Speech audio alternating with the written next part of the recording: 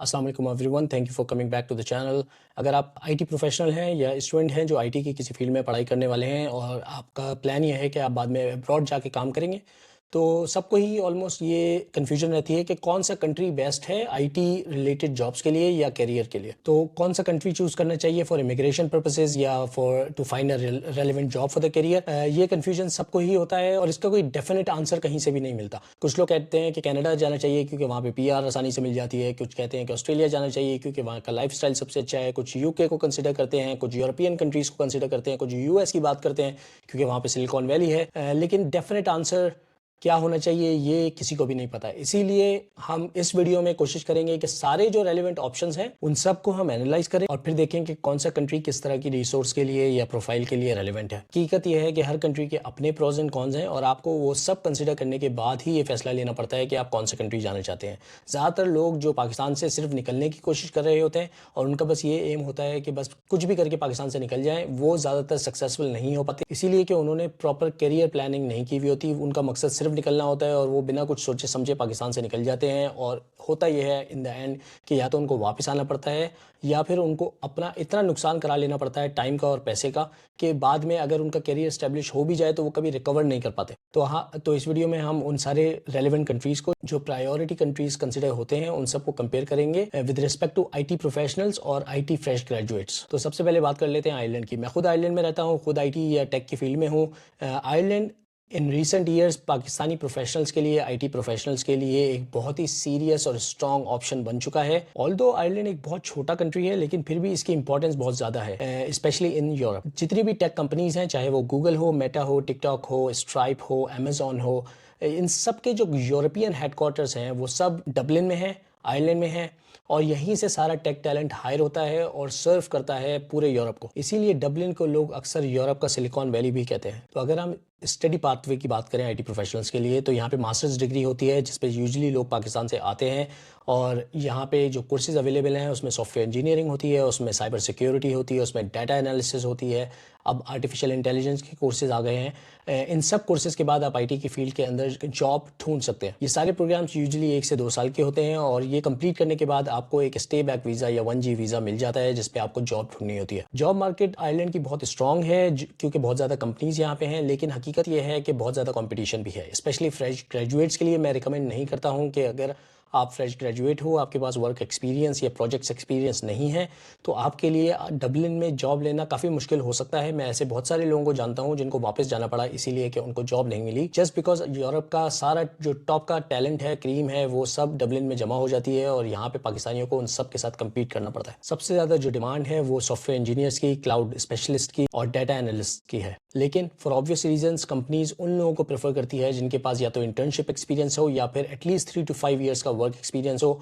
यहाँ पे बहुत कम ऐसा होता है कि फ्रेश एक्सपीरियंस वाले या जीरो एक्सपीरियंस वाले लोगों को हायर किया जाए। ज़्यादातर जो यहाँ पे टेक टैलेंट हायर होता है वो प्रायर एक्सपीरियंस लेके आता है और मिड टू सीनियर लेवल पे हायर होता है। डबलिन या आयरलैंड का जो सबसे बड़ा इशू है वो हाउसिंग क्राइसिस है। यहाँ पे हाउसेस कम हैं, लोग जो हैं यहाँ पे ज़्यादा हैं और अगर आपको घर मिल भी जाता है तो रेंट बहुत हाई होता है जो कि ओवरऑल आपकी कॉस्ट ऑफ लिविंग को हद से ज़्यादा बढ़ा देता है। अगर हम पीआर की बात करें तो अगर आप लकी हो और आप क्रिटिकल स्किल्स के परमिट पे आए हो तो 2 साल के बाद आपको स्टेम 4 मिल जाता है जो कि एक तरह से परमानेंट पीआर होती है। लेकिन अगर आप जनरल वर्क परमिट पे या स्टूडेंट वीज़ा पे आते हो तो आपको पीआर लेने में या स्टेम 4 लेने में 5 से 7 साल भी लग सकते हैं। अब बात करते हैं कनाडा की। कनाडा फॉर ऑब्वियस रीजंस बहुत पॉपुलर डेस्टिनेशन है पाकिस्तानी और इंडियन प्रोफेशनल्स के लिए या ग्रेजुएट्स के लिए और पिछले कुछ सालों में हज़ारों लोग वहाँ पे जाके सेटल हुए हैं, जॉब्स ढूंढी हैं और वहाँ पे जाके एस्टेब्लिश हुए हैं। कनाडा में आईटी स्टूडेंट्स के लिए 2 साल का प्रोग्राम ऑफर होता है और उसके बाद उनको 2 साल का वीज़ा मिल जाता है for post graduate scheme. Canada में आईटी स्टूडेंट्स के लिए 2 साल का प्रोग्राम मिलता है और उसके बाद आपको पोस्ट ग्रेजुएट वर्क परमिट मिल जाता है जो कि 3 साल तक आपको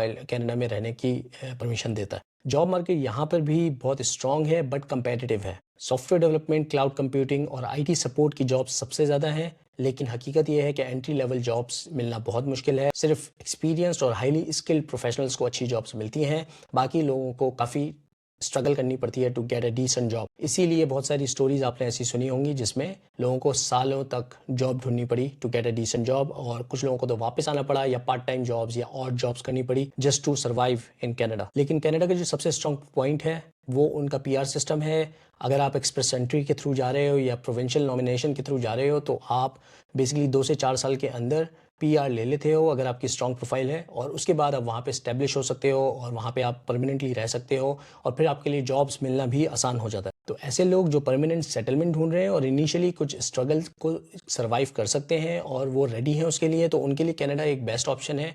लेकिन ऑब्वियसली आपको स्ट्रगल करनी पड़ेगी शुरू में, और काफ़ी मुश्किल होगी पहली जॉब लेने में, और स्पेशली रेलिवेंट जॉब लेने में।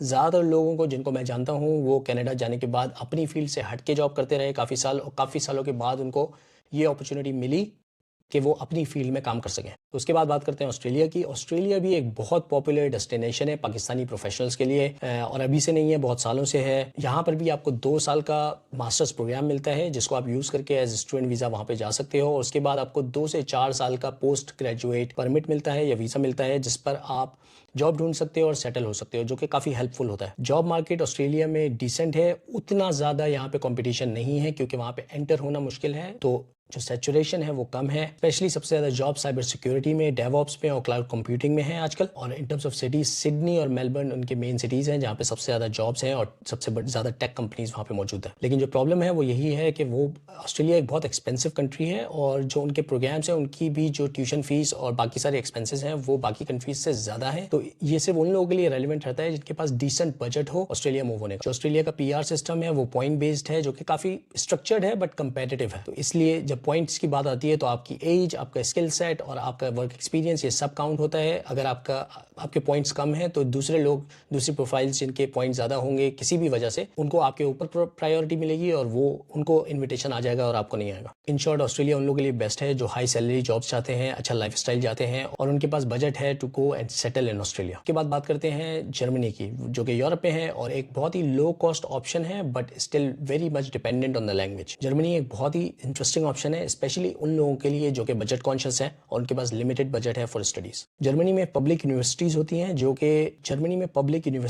हैं, जहाँ पे फीस जो होती है वो काफ़ी लो होती है और इन सम केसेस एक्चुअली फ्री होती है, जिसकी वजह से जो आपकी ओवरऑल कॉस्ट है हायर स्टडीज़ की या बाहर जाने की वो काफ़ी कम हो जाती है और Germany becomes the most affordable solution in most cases.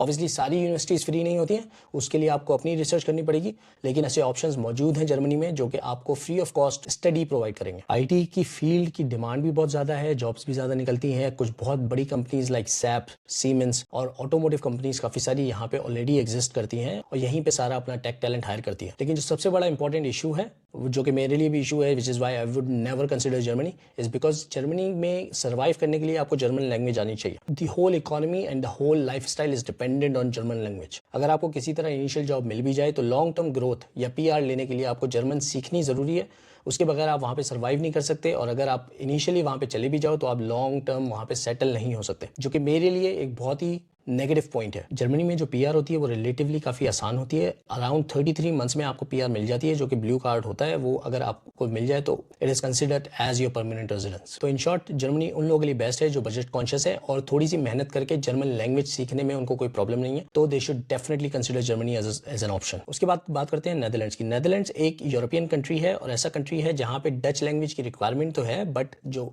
Usual business है वो इंग्लिश में होता है। तो अगर आपको डच नहीं भी आती तो you can still survive in Netherlands and progress if you are talented. Amsterdam और आइंडहोवन जैसे सिटीज़ हैं जहाँ पे टेक कंपनीज या टेक जाइंट्स बैठे हुए हैं।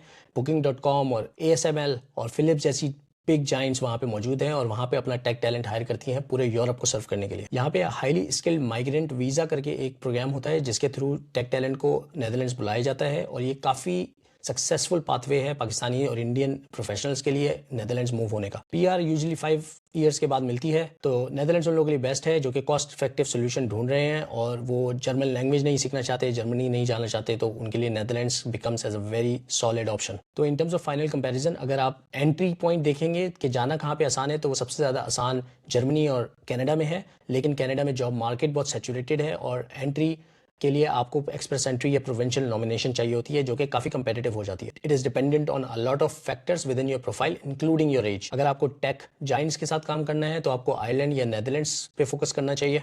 इन द एंड मैं यही कहूँगा कि कंट्री का सिलेक्शन आपने जब करना है अपने करियर के लिए या हायर स्टडीज़ के लिए, तो ये सोच के नहीं करना कि वहाँ पे पीआर कितने सालों में मिलती है, क्योंकि ये रेलेवेंट नहीं होता इन लॉन्ग रन। रेलेवेंट ये होता है कि क्या आप वहाँ पे जाके सर्वाइव कर सकते हैं, क्या वहाँ पे जाके आप डिसेंट जॉब ढूंढ सकते हैं और जॉब ढूंढने के बाद क्या आप उस जॉब में ग्रो कर सकते हैं कि नहीं। अगर इन सब सवालों के जवाब हाँ में हैं तो आपको वो कंट्री चूज़ करना चाहिए, वरना सिर्फ इनिशियल जॉब लेने के लिए या सिर्फ उस कंट्री में एंटर होने के लिए जो लोग जाते हैं उनको मैंने हमेशा वापस आते देखा है या बहुत ज़्यादा प्रॉब्लम्स में देखा है उन कंट्रीज़ के अंदर। मेरी पर्सनल ओपिनियन में, क्योंकि मैं खुद आयरलैंड में रहता हूँ, तो अगर आपको बिग टेक में काम करना है या आपको लेटेस्ट टेक्नोलॉजीज़ में काम करना है तो Ireland is definitely the best country, क्योंकि यहाँ पे सारे बिग जाइंट्स बैठे हुए हैं और सारी कम्युनिकेशन इंग्लिश में होती है और ये यूके से बहुत करीब है। लेकिन अगेन, हर कोई भी कंट्री बेस्ट नहीं होता, हर किसी के प्रोज एंड कॉन्स हैं, आयरलैंड के अपने इश्यूज़ हैं। तो आपने अपनी प्रोफाइल के हिसाब से या अपने लॉन्ग टर्म करियर गोल्स के हिसाब से कंट्री को चूज़ करना है और फोकस ही करना है कि जिस भी कंट्री को आप चूज़ करें उधर आप लॉन्ग टर्म सेटल हो सके, बजाय इसके कि अपने आप को लॉन्ग टर्म प्रॉब्लम में डालें और प्रेशर में डालें। If you have any questions about any of these countries और any other pathways, you can let me know in the comments. Thank you so much for watching. अस्सलाम वालेकुम।